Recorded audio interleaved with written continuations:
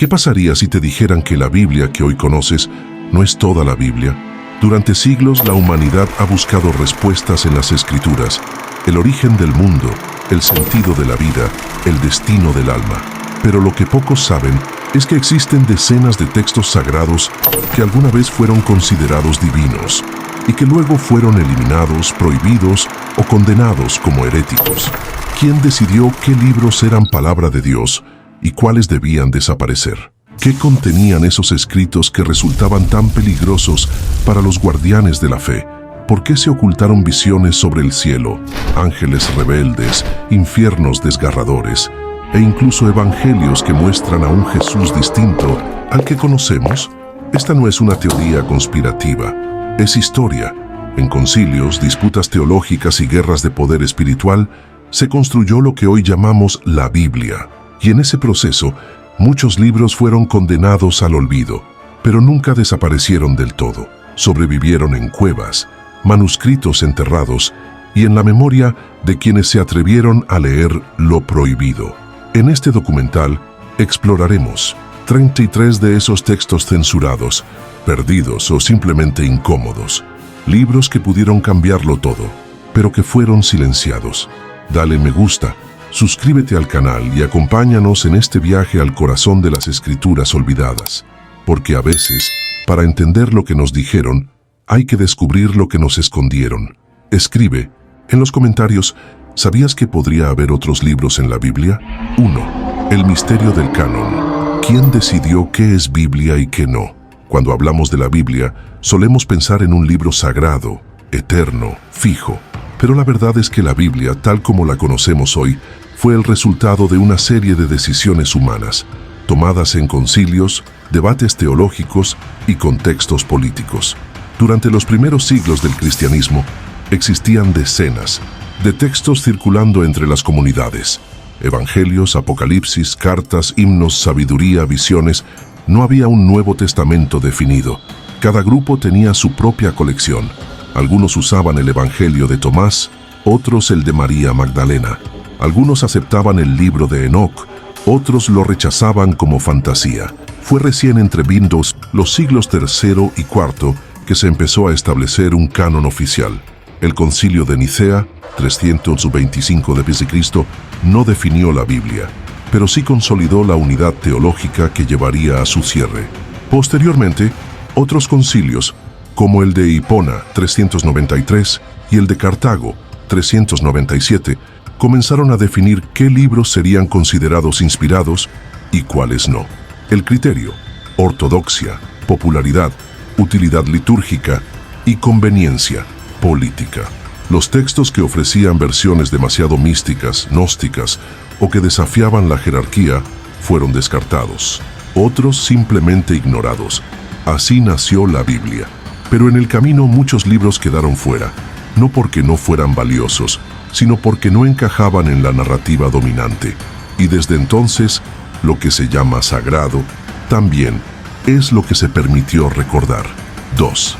El libro de Enoc, los ángeles caídos y los secretos del cielo. Uno de los textos más fascinantes y perturbadores que quedaron fuera de la Biblia es el libro de Enoc, un escrito atribuido al bisabuelo de Noé. Fue muy popular en los primeros siglos del cristianismo y aún hoy se conserva completo, pero fuera del canon. ¿Qué lo hace tan especial? Enoc relata cómo un grupo de ángeles rebeldes, conocidos como los vigilantes, descendió a la tierra, tomó esposas humanas y engendró una raza híbrida de gigantes. Estos seres, llamados Nefilim, corrompieron a la humanidad, enseñaron magia, armas y secretos prohibidos del cielo. Dios, furioso, envía un juicio cósmico, y Enoc, el justo, es llevado al cielo para presenciar visiones del trono divino, los castigos de los ángeles caídos, la estructura de los cielos y la profecía del fin de los tiempos. Es un libro apocalíptico, celestial y absolutamente fascinante. Entonces, ¿por qué fue excluido? Porque presentaba una cosmología muy distinta de la que adoptaría la Iglesia. Los ángeles caídos no eran simples demonios, sino seres complejos, con nombres y funciones. La figura del Mesías aparece, pero en una forma distinta, y el cielo es descrito con una riqueza que asusta. A pesar de ser citado en la carta de Judas en el Nuevo Testamento, el libro fue eliminado. Solo fue conservado por la Iglesia etíope, que aún lo considera sagrado.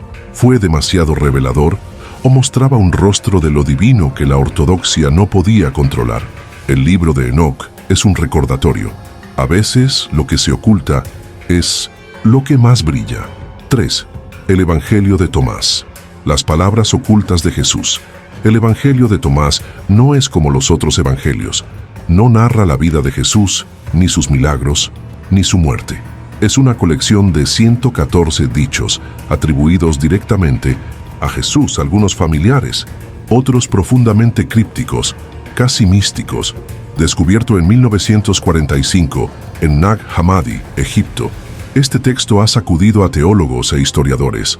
En él, Jesús habla en acertijos, llama a mirar hacia adentro y dice frases como: «El reino de Dios está dentro de vosotros y alrededor de vosotros», o «Quien se conozca a sí mismo conocerá al Padre». Este evangelio no presenta a Jesús como un Salvador que muere por los pecados, sino como un Maestro iluminado que guía al despertar espiritual. No hay cruz, no hay resurrección, solo sabiduría. Demasiado gnóstico, demasiado peligroso para la iglesia primitiva, sí, porque su mensaje ponía el énfasis en la experiencia interna, no en los rituales, la fe ciega o la autoridad eclesiástica. Aquí, cada ser humano puede encontrar a Dios dentro de sí, sin intermediarios. Por eso fue rechazado, porque proponía un cristianismo sin jerarquías, sin templos y con libertad espiritual absoluta. ¿Y si estas fueran realmente palabras de Jesús? ¿Por qué querrían ocultarlas? Quizás porque un mensaje que empodera al alma es más difícil de controlar que uno que impone fe. 4. El Apocalipsis de Pedro. Una visión del infierno olvidada. Antes de que el Apocalipsis de Juan se convirtiera en la visión oficial del fin del mundo, existía otro texto apocalíptico que circulaba ampliamente entre los primeros cristianos, el Apocalipsis de Pedro.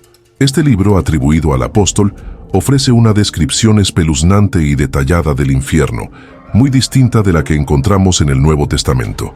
Es, literalmente, una visita guiada al castigo eterno. Pedro, guiado por Jesús, ve cómo los pecadores son torturados, los blasfemos colgados de la lengua, los adúlteros quemados, los avaros inmersos en fuego, las mujeres que abortaron castigadas en lagos de sangre hirviente. El sufrimiento es gráfico, físico y eterno. Pero lo más sorprendente es lo que viene al final, una posibilidad de redención. Pedro pregunta si los condenados pueden ser liberados, y Jesús sugiere que sí, que la misericordia divina puede alcanzar incluso al infierno. Ese mensaje fue incómodo para la ortodoxia, porque debilitaba el poder de la condena eterna, desafiaba la doctrina del castigo absoluto y ofrecía esperanza más allá del dogma. Aunque fue aceptado durante un tiempo y aparece en listas tempranas de libros canónicos, finalmente fue excluido. Demasiado gráfico, demasiado incierto, demasiado humano. Hoy, su contenido nos revela un cristianismo temprano lleno de tensiones, entre justicia y compasión, entre miedo y amor, y quizás entre lo que se quiso enseñar y lo que se temía aceptar. 5. El Evangelio de María Magdalena, la voz silenciada. De todos los textos apócrifos, pocos han generado tanta fascinación y polémica como el Evangelio de María Magdalena. En él, no solo se presenta a María como una discípula clave, sino como la única que comprendía verdaderamente las enseñanzas ocultas de Jesús. El texto, fragmentario pero poderoso, fue hallado en el siglo XIX en Egipto. En sus líneas, María consuela a los apóstoles después de la muerte de Jesús y les revela enseñanzas que él le confió en privado. Pedro, furioso, la acusa: ¿por qué a ella y no a nosotros? La tensión es clara. María es una mujer, pero también una iniciada. Jesús la eligió como depositaria de un conocimiento espiritual profundo, centrado en el alma, el deseo y la liberación interior. Nada de resurrecciones físicas ni juicios finales, solo autoconocimiento y comunión con lo divino. ¿Por qué? Este texto fue excluido porque desafiaba todas las estructuras de poder, elevaba a una mujer por encima de los apóstoles, cuestionaba la autoridad masculina y ofrecía un mensaje de liberación interna que no necesitaba sacerdotes, ni templos, ni iglesia. El Evangelio de María no fue solo censurado, fue borrado, pero sobrevivió, como una voz que se niega a ser silenciada, una voz que susurra. El verdadero mensaje quizás nunca fue gritado desde un púlpito, sino dicho al oído de una mujer olvidada. 6. El Evangelio de Judas, traición o revelación divina. Durante siglos, Judas Iscariote ha sido el símbolo máximo de la traición, el discípulo que vendió a Jesús por unas monedas.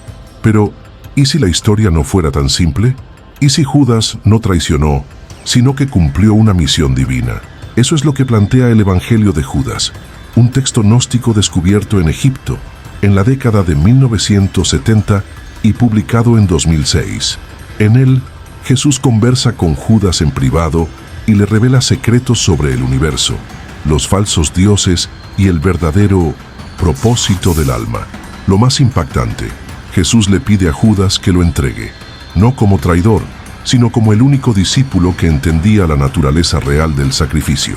Judas, según este evangelio, es el escogido, el más sabio y el más solitario. Este texto fue considerado herético desde el siglo II.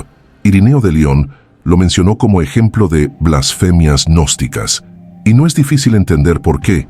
Cambia completamente la narrativa del cristianismo. Judas pasa de ser el villano al instrumento de la redención. ¿Y si la cruz no fue un accidente, sino un plan consciente? ¿Y si la figura más odiada de la Biblia fue, en realidad, el discípulo más fiel? El Evangelio de Judas no solo reescribe la historia, nos obliga a repensar el bien, el mal y el precio de la comprensión verdadera. 7. El libro de los jubileos, el Génesis prohibido. Imagina una versión alternativa del Génesis, con detalles más extensos, cronología precisa y explicaciones que conectan los eventos bíblicos con un plan divino ordenado. Ese es el libro de los jubileos, también llamado Pequeño Génesis, un texto antiguo que reescribe los primeros libros de la Biblia, pero con una estructura diferente. Escrito entre los siglos II a.C. y I después de Cristo, el libro divide la historia del mundo en periodos de 49 años, llamados jubileos. Cada evento, la creación, el diluvio, el pacto de Abraham, ocurre en fechas cuidadosamente ordenadas. Además, se presentan ángeles que enseñan leyes a los patriarcas y se refuerza la idea de que la Torá existía desde el principio de los tiempos. En este texto, Adán guarda el sábado, Noé celebra Yom Kippur y Jacob enseña la circuncisión. Todo está alineado con las leyes judías, incluso antes de que fueran entregadas a Moisés. Es una visión profundamente legalista y angelológica que refuerza la santidad del calendario, la pureza ritual y el rechazo al paganismo. ¿Por qué fue excluido del canon?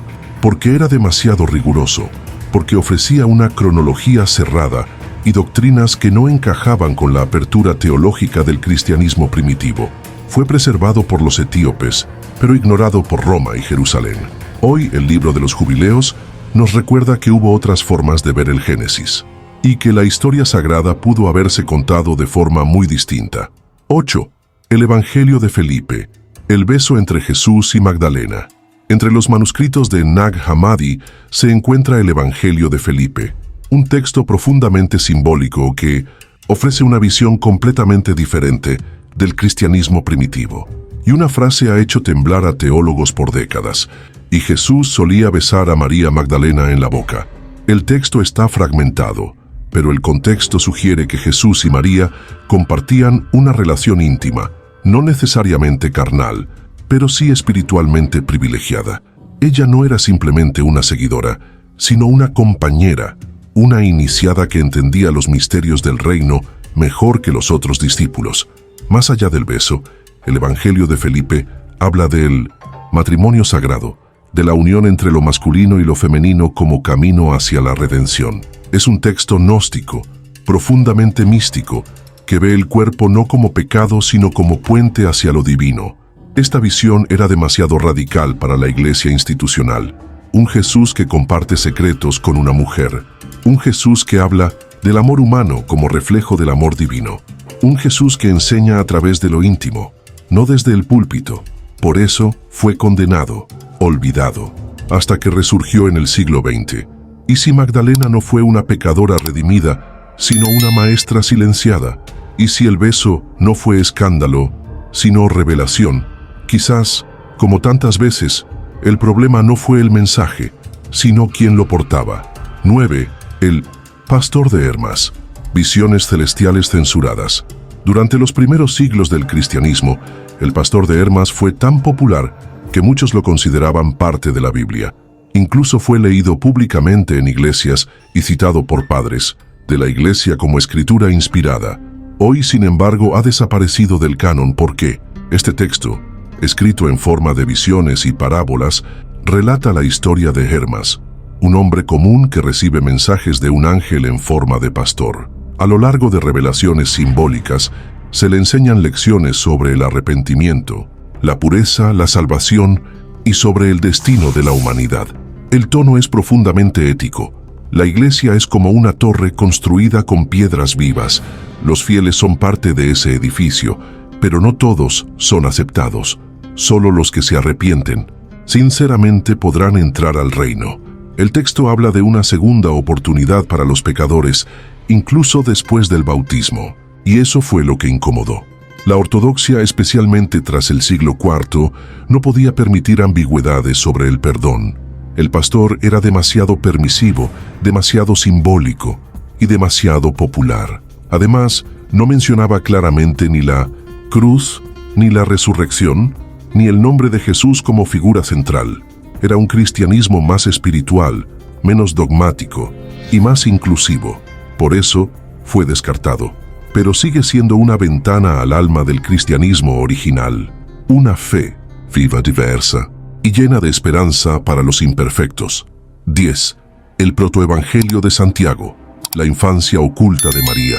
¿Qué sabemos realmente de la infancia de la Virgen María? La Biblia canónica guarda silencio, pero existe un texto antiguo que llena ese vacío con detalles fascinantes y milagrosos.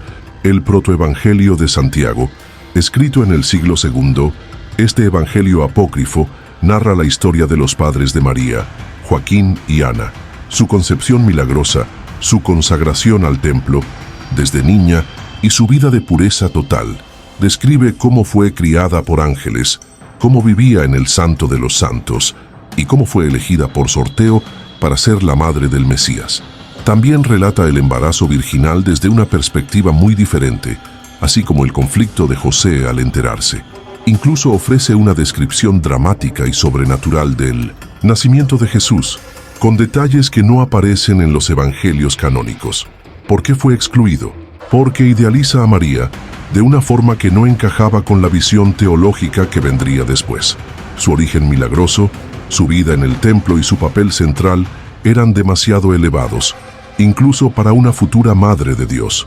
Sin embargo, este texto influyó profundamente en la devoción mariana, la iconografía y las tradiciones populares. Muchas creencias actuales sobre María provienen de aquí, no de la Biblia oficial. El protoevangelio de Santiago fue borrado del canon, pero jamás del corazón del pueblo, porque a veces las historias más queridas son las que se contaron en secreto. 11. El Evangelio de la Verdad. Misticismo puro. Entre los manuscritos descubiertos en Nag Hammadi, uno de los textos más desconcertantes y bellos es el Evangelio de la Verdad. No es una narración ni un evangelio en el sentido tradicional. Es un poema teológico, una meditación profunda sobre el conocimiento, el error y el despertar. Este evangelio, atribuido a Valentín o su escuela gnóstica, parte de una idea poderosa. El mundo nació del olvido.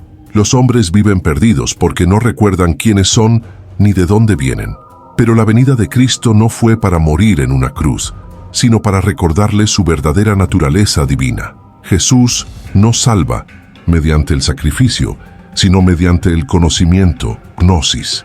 No vino a redimir pecados, sino a disipar la ignorancia. El texto habla de una luz que penetra en el vacío, de una verdad que rompe el sueño, y de un regreso al Padre a través del despertar interior. Esta visión, mística y radical, No podía encajar en una iglesia que comenzaba a estructurarse en jerarquías, credos y rituales. El Evangelio de la verdad proponía un camino sin templos ni sacerdotes, solo con conciencia. Por eso fue condenado, porque no hablaba de obedecer, sino de recordar. No pedía fe, pedía lucidez. Tal vez por eso mismo aún hoy sigue resonando, porque su mensaje no se impone, se revela. 12. El segundo libro de Esdras, Catástrofes y Juicio Final. En el corazón del canon bíblico etíope y eslavo, y considerado apócrifo por la mayoría de las tradiciones cristianas occidentales, el segundo libro de Esdras, también conocido como 4 Esdras, ofrece una de las visiones más apocalípticas y existenciales de toda la literatura sagrada. Escrito después de la destrucción del templo en el año 70 d.C., el texto recoge los lamentos del profeta Esdras, quien cuestiona directamente a Dios. ¿Por qué sufre tanto el justo? ¿Por qué prospera el malvado? ¿Dónde está la justicia divina? La respuesta viene en forma de visiones celestiales, ángeles, que revelan secretos, y una dramática descripción del juicio final. La tierra será sacudida, las almas serán pesadas, y un nuevo mundo surgirá para los elegidos. Pero también hay momentos de intimidad teológica. Dios aparece como alguien que se duele con su creación, que sufre con los hombres, que permite el mal solo para revelar al final su infinita misericordia. Este texto fue considerado demasiado inquietante. Desafiaba la teodicea tradicional, cuestionaba a Dios con una intensidad inusual y ofrecía una visión del fin más literaria que doctrinal. Aunque fue citado por padres de la Iglesia, fue excluido del canon occidental. ¿Por qué? Porque quizás hacía demasiadas preguntas y ofrecía pocas respuestas cómodas. Y sin embargo su voz sigue viva, porque hay libros que fueron prohibidos, pero nunca silenciados. 13. La sabiduría de Sirácides, entre la Torá y la filosofía, también conocido como eclesiástico. El libro de Sirácides es una joya de la sabiduría judía antigua, escrita en el siglo II a.C. por Jesús ben Sirá.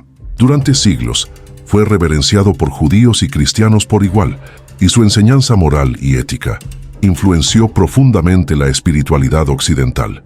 Sin embargo, su destino fue desigual. En el judaísmo rabínico, fue finalmente excluido del canon.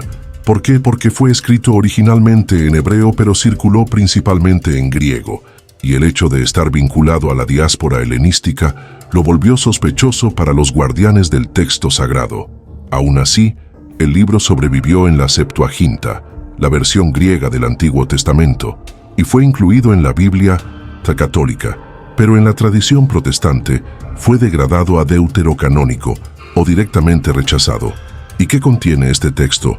Una profunda reflexión sobre la ley, la sabiduría, el temor a Dios y la justicia social. Sirácides habla del honor, del deber, del perdón, de la muerte. Combina la piedad de la Torá con el rigor de la filosofía. Es un puente entre dos mundos, la fe hebrea y el pensamiento griego. Y quizás por eso fue incómodo, porque no encajaba del todo en ninguna parte, ni completamente legalista, ni plenamente filosófico. Hoy su belleza permanece, sus proverbios siguen iluminando, y su exclusión nos recuerda que a veces la sabiduría más profunda es también la más solitaria. 14. La carta de Aristeas, el origen misterioso de la Septuaginta. ¿Sabías que una de las versiones más antiguas de la Biblia no está en hebreo, sino en griego? Se trata de la Septuaginta, la traducción de las escrituras hebreas realizada en Alejandría, y su origen está envuelto en leyenda, gracias a un texto misterioso, la Carta de Aristeas. Este documento, escrito en el siglo II, Chrysostom relata cómo el rey Ptolomeo II de Egipto ordenó traducir la Torá al griego para su biblioteca en Alejandría. 72 sabios judíos fueron traídos de Jerusalén y en un evento milagroso, todos tradujeron exactamente lo mismo, palabra por palabra, sin haberlo hecho juntos. Este relato busca legitimar la Septuaginta como traducción divina, no simplemente humana, pero también deja entrever tensiones entre el judaísmo de Jerusalén y el de la diáspora, entre la fidelidad a la lengua sagrada y la necesidad de adaptarse al mundo griego. La carta no fue incluida en ningún canon bíblico, Pero su contenido fue crucial, porque gracias a la Septuaginta, muchas escrituras llegaron a los primeros cristianos, incluidos libros que nunca estuvieron en el canon hebreo. Fue historia o propaganda teológica, un homenaje al milagro o una forma de validar un nuevo texto.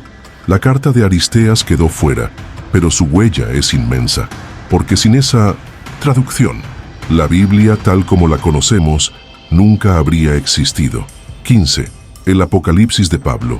Viaje al más allá. Entre las visiones más extrañas y sobrecogedoras de la literatura apócrifa se encuentra el Apocalipsis de Pablo, un texto que lleva al lector a través de un viaje por el cielo y el infierno. Inspirado en 2 Corintios 12, donde Pablo habla de ser llevado al tercer cielo, este escrito amplía esa experiencia de forma detallada y aterradora.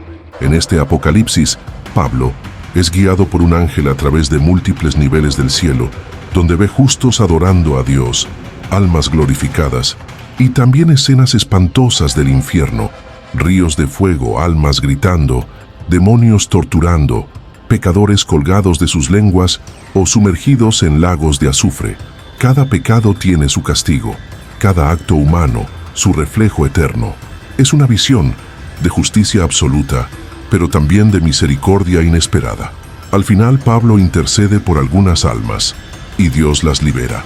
Este texto fue muy popular en la Edad Media, y tuvo una enorme influencia en la Divina Comedia de Dante, pero nunca fue aceptado como canónico. ¿Por qué?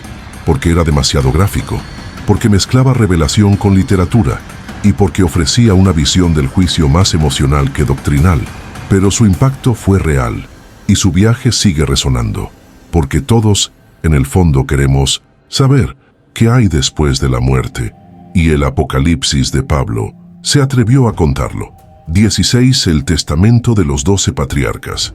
Imagina que cada uno de los 12 hijos de Jacob, fundadores de las tribus de Israel, dejó un mensaje final antes de morir, una especie de legado espiritual, donde revelan secretos, profetizan el futuro y advierten sobre el bien y el mal. Eso es lo que encontramos en el testamento de los 12 patriarcas, un texto apócrifo de inspiración judaica. Cada patriarca, desde Rubén hasta Benjamín, ofrece confesiones personales, visiones proféticas y enseñanzas éticas para sus descendientes. Hablan de la lucha interna entre el alma y el cuerpo, del valor de la verdad, de la compasión hacia los pobres y de la importancia de la justicia divina. Pero lo más llamativo es que varias de estas profecías anuncian la llegada de un Mesías, un descendiente de Judá y Leví que traerá la luz al mundo. Esta figura redentora no es aún Jesús, pero el texto fue posteriormente adaptado por cristianos para conectar con su figura. Sin embargo, el judaísmo lo rechazó por no estar en hebreo y por contener ideas cristianas insertadas más tarde. El cristianismo ortodoxo, por su parte, lo descartó por su origen ambiguo y su naturaleza no apostólica. Aún así, su riqueza espiritual es innegable. Es un puente entre el Antiguo y el Nuevo Testamento, entre la ética judía y la esperanza mesiánica. Un legado que habla no desde la doctrina, sino desde la voz de los padres fundadores. Y como todo lo que habla desde el origen, fue silenciado. 17. El libro de Adán y Eva. Lo que pasó tras el Edén. ¿Qué ocurrió con Adán y Eva después de ser expulsados del paraíso? La Biblia guarda silencio, pero hay un texto antiguo que intenta llenar ese vacío. El libro de Adán y Eva, también conocido como el Apocalipsis de Moisés en algunas versiones. Este relato narra los años posteriores a la caída, el sufrimiento de Adán y Eva, sus súplicas a Dios, los constantes ataques del demonio y sus intentos desesperados por volver a estar en gracia. No es un relato de condena, sino de lucha, dolor y redención. En este texto, Adán ayuna durante 40 días, Eva se arroja al río como penitencia, y ambos son instruidos por ángeles que les revelan los misterios del alma y del más allá. También se profetiza la venida de un Salvador que derrotará al enemigo y restaurará a la humanidad. La historia se convierte en una tragedia mística, donde la caída no es el final, sino el comienzo de una búsqueda espiritual. ¿Por qué fue excluido? Porque ofrece una teología alternativa, más simbólica, más emocional, menos centrada en la culpa y más en el sufrimiento compartido. presenta un Adán profundamente humano, una Eva valiente y arrepentida, y un Dios que escucha pero guarda distancia. Este libro fue preservado por comunidades orientales, pero ignorado por Occidente. Quizás porque su visión no se ajustaba al pecado original, sino al anhelo eterno de volver al origen. 18. El Evangelio árabe de la infancia. Milagros de un niño divino. ¿Qué hizo Jesús durante su niñez? Los evangelios canónicos casi no dicen nada, pero en algunos textos apócrifos, como el Evangelio árabe de la infancia, se abre una ventana fascinante y a veces inquietante hacia esos años ocultos. Este evangelio, que sobrevivió en versiones en árabe y siríaco, narra episodios milagrosos desde la más temprana edad de Jesús. Habla en la cuna, forma pájaros de barro y les da vida, cura a su maestro con solo tocarlo, pero también maldice a quienes lo ofenden y provoca muertes accidentales. Es un retrato ambivalente, un niño con un poder inmenso, aún sin domar, que no siempre mide las consecuencias. Su madre, María, aparece como guía y mediadora, José como protector silencioso. Este texto buscaba llenar los vacíos de los evangelios, satisfacer la curiosidad popular y exaltar la divinidad de Jesús desde su infancia, pero también despertaba preguntas inquietantes. ¿Cómo controlar tanto poder en un niño? ¿Era realmente humano? La Iglesia rechazó este evangelio por razones claras. Mostraba a un Jesús demasiado diferente, caprichoso, imprevisible, casi inhumano. Un Mesías niño que fascinaba pero también inquietaba. Sin embargo, muchas tradiciones orales e iconografías medievales se inspiraron en él, porque su fuerza narrativa era irresistible, y porque, en el fondo, todos queremos saber qué hace un Dios cuando aún es niño. 19. La historia de José el carpintero. José, el esposo de María, es una figura silenciosa en los evangelios canónicos. Aparece poco, habla menos y desaparece pronto. Pero en el evangelio de la historia de José el carpintero, conservado en copto y árabe, se le da voz, historia y una muerte profundamente sagrada. Este texto, escrito entre los siglos IV y VI, presenta a un anciano José, ya viudo y con hijos, que recibe a María como esposa por designio divino. Se describe su vida cotidiana, su relación con Jesús niño y sobre todo su agonía y muerte, rodeado de ángeles y acompañado por Cristo.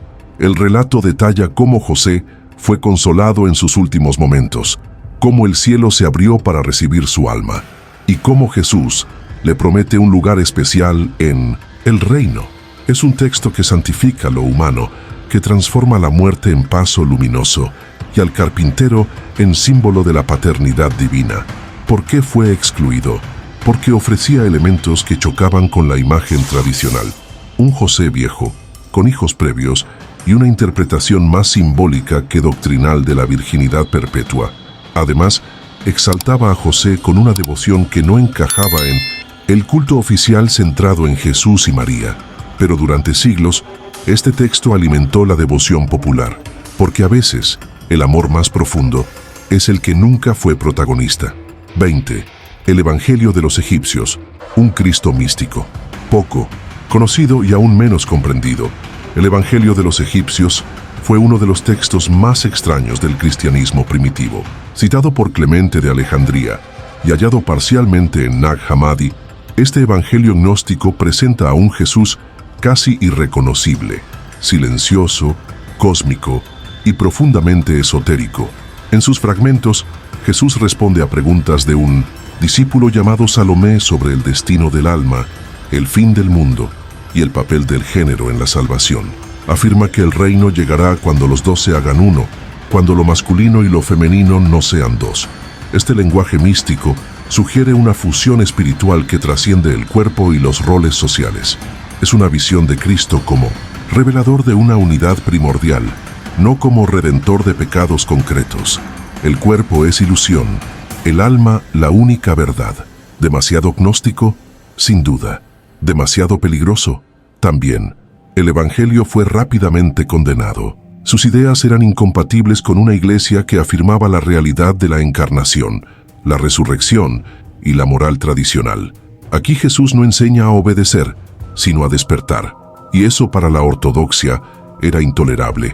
Hoy, este texto nos desafía a mirar más allá de las formas, a ver en Cristo no solo al Salvador histórico, sino al Maestro de lo eterno. 21. La sabiduría de Salomón, magia, demonios y secretos.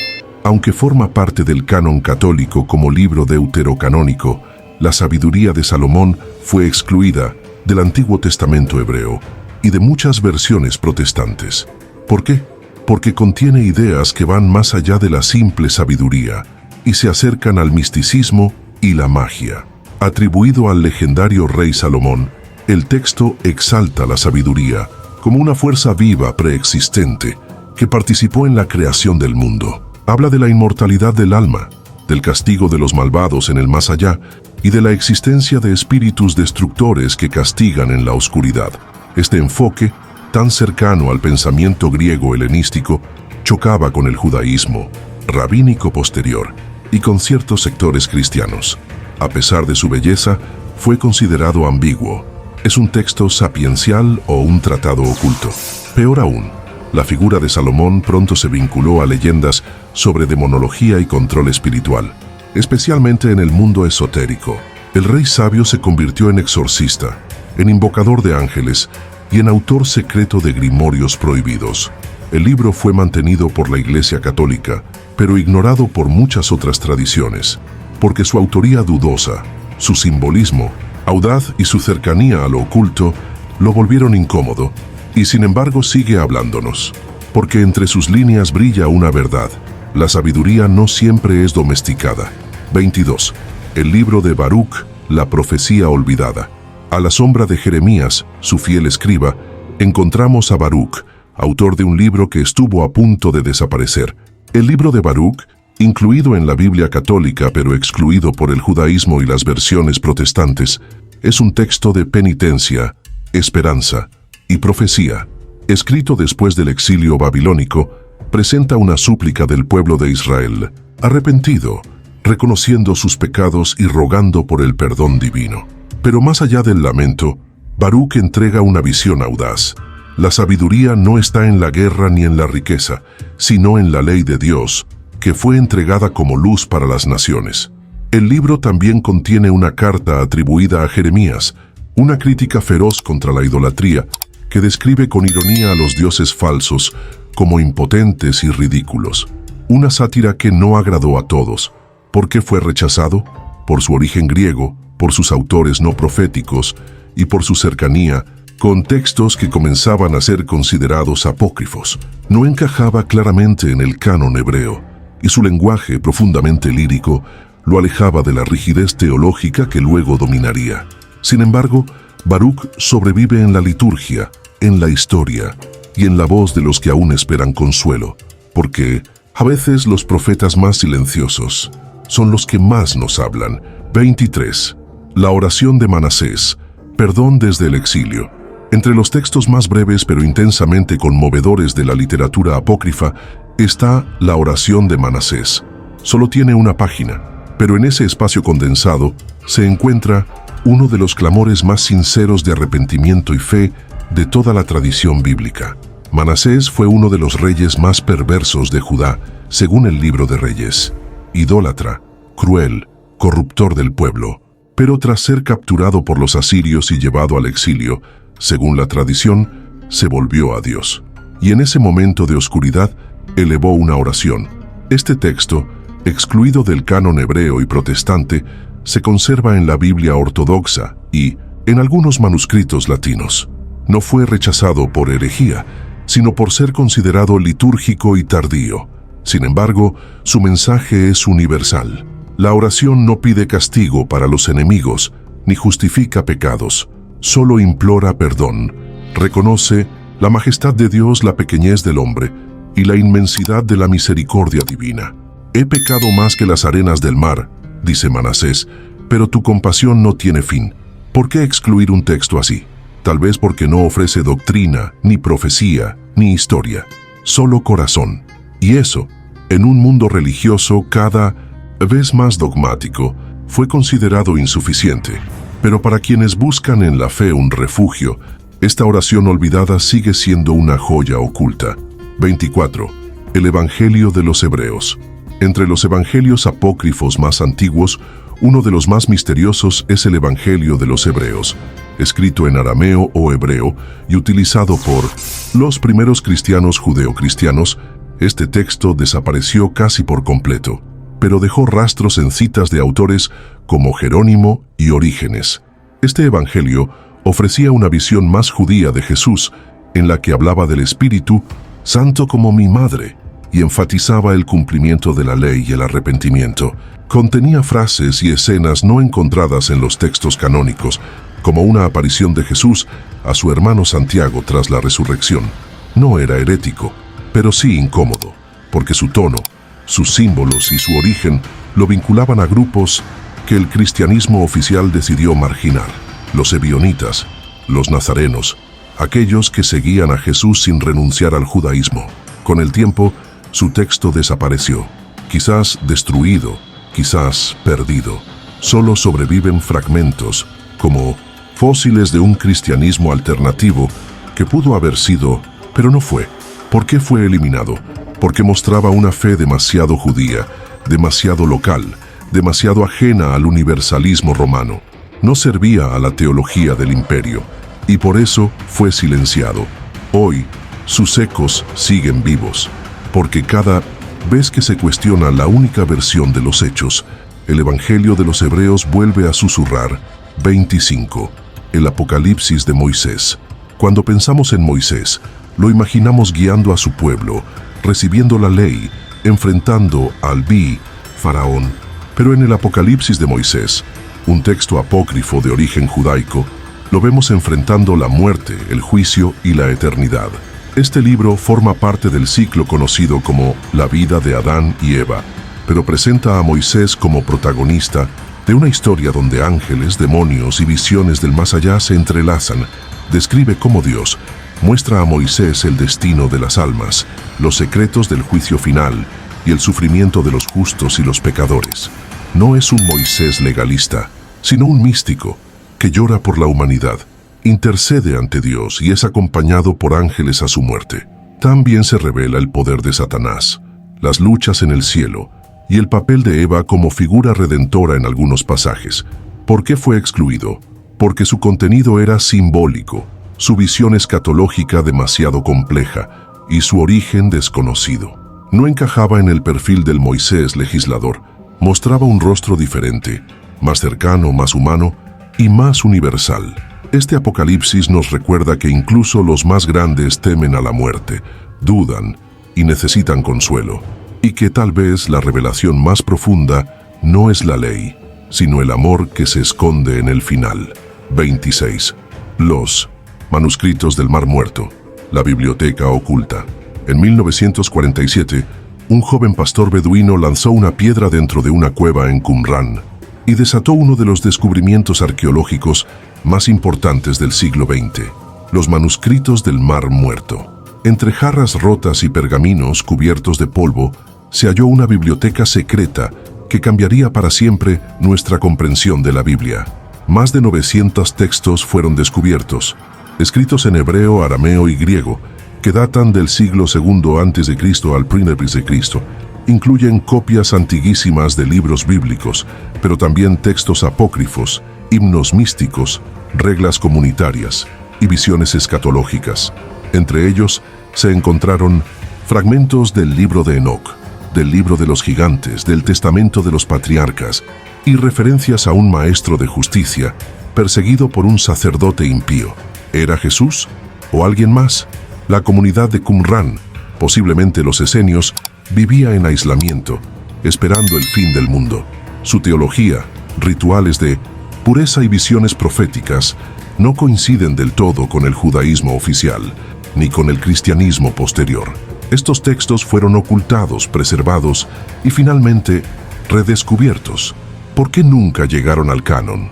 Porque eran demasiado antiguos, demasiado distintos y demasiado reveladores. Los manuscritos del Mar Muerto nos muestran que la Biblia no fue la única voz de su tiempo, solo fue la que sobrevivió. 27. El libro de los gigantes, los hijos de los ángeles.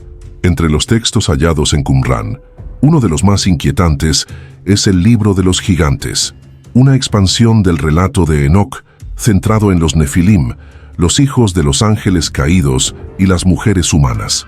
Este libro narra cómo esos seres híbridos, poderosos y deformes, comenzaron a devastar la tierra. Su hambre era insaciable, su violencia incontrolable. Los cielos se llenaron de lamentos y Dios decidió destruirlos con el diluvio. Pero el texto va más allá del Génesis. Presenta a los gigantes teniendo sueños proféticos, sintiendo temor por el juicio venidero y buscando desesperadamente la redención. Algunos incluso intentan escribir cartas a Enoc para interceder por ellos ante Dios. Es una historia de caída, castigo y súplica desde el abismo. Una visión que humaniza a los monstruos y que plantea preguntas incómodas. ¿Pueden ser perdonadas las criaturas del pecado? ¿Qué pasa cuando el mal busca redención? Este texto fue excluido del canon porque desafiaba la línea entre lo divino y lo demoníaco, lo humano y lo monstruoso, porque mostraba que incluso los enemigos de Dios tenían alma. El libro de los gigantes fue enterrado, literalmente, y aún así nos habla, porque hay historias que, aunque prohibidas, nunca dejan de gritar desde el fondo de la cueva. 28. El Evangelio de la Infancia según Tomás. Entre los relatos más desconcertantes del cristianismo apócrifo se encuentra el Evangelio de la Infancia según Tomás. No debe confundirse con el Evangelio de Tomás Gnóstico. Este texto narra los años ocultos de Jesús niño y lo hace con detalles sorprendentes. Jesús aparece como un niño prodigio, pero también caprichoso.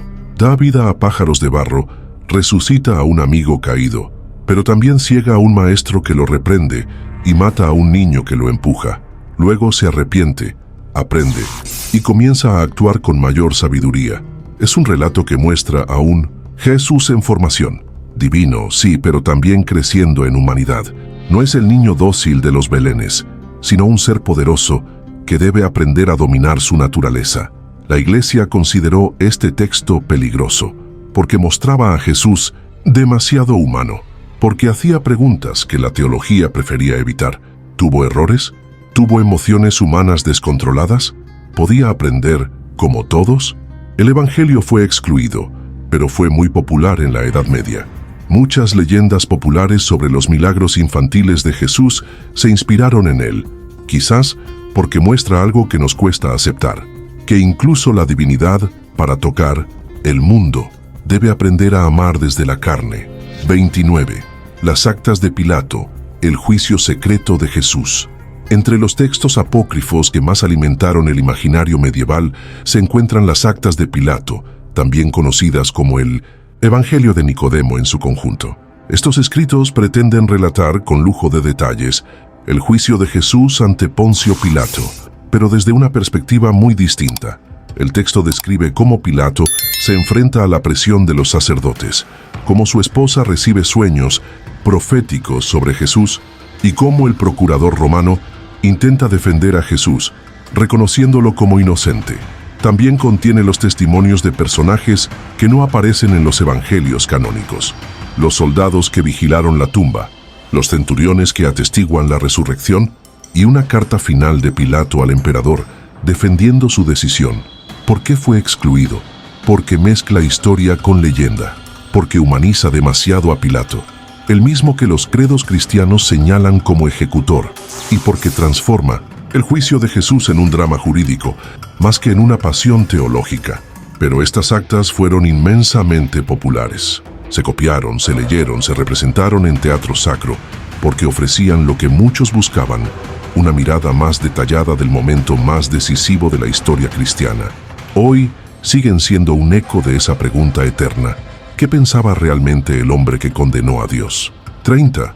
El Evangelio de Nicodemo. Descenso a los infiernos.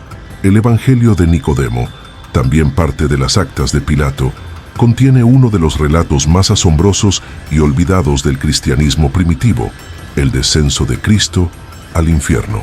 Después de su crucifixión, Jesús no sube inmediatamente al cielo.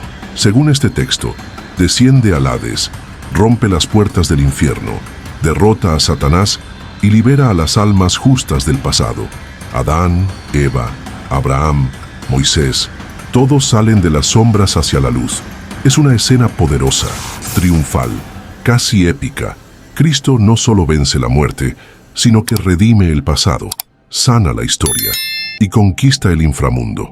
Este relato fue muy popular en la Edad Media y dio origen a la idea del limbo de los patriarcas. Aparece incluso en el credo. Descendió a los infiernos, pero el Evangelio como tal fue excluido del canon por su carácter legendario, su origen tardío y por retratar un Cristo demasiado heroico, casi mítico. Aún así, la imagen perduró, porque responde a una necesidad profunda: saber que ningún rincón de la oscuridad queda fuera del alcance de la redención. Y aunque este evangelio fue marginado, su mensaje sigue brillando en cada Pascua 31. El Evangelio de Bernabé, una versión diferente de Jesús. Entre todos los textos prohibidos, pocos han generado tanto escándalo como el Evangelio de Bernabé. Un texto que presenta una historia de Jesús profundamente diferente y muy cercana al Islam. En este Evangelio, Jesús no es el Hijo de Dios ni muere en la cruz. En lugar de eso, se describe como un profeta poderoso, nacido de una virgen, pero completamente humano. Y en el momento de su supuesta crucifixión, Dios lo salva y pone en su lugar a Judas, quien muere en su lugar. El texto niega la divinidad de Jesús, niega la Trinidad y profetiza la venida de Mahoma por nombre. ¿Fue un texto original del cristianismo primitivo o una falsificación islámica medieval? Los estudiosos discrepan. El manuscrito más antiguo que se conserva es del siglo XVI, en italiano.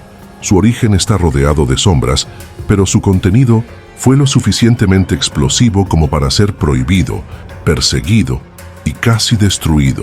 Hoy, el Evangelio de Bernabé es usado por algunos musulmanes para argumentar que el cristianismo fue alterado.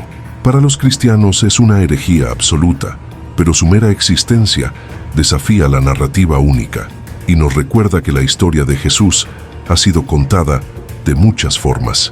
32. El canon del miedo. ¿Por qué fueron eliminados? ¿Por qué estos libros fueron eliminados? La respuesta no siempre es espiritual. Muchas veces fue miedo. Miedo a perder el control sobre la doctrina. Miedo a que el pueblo accediera a verdades incómodas.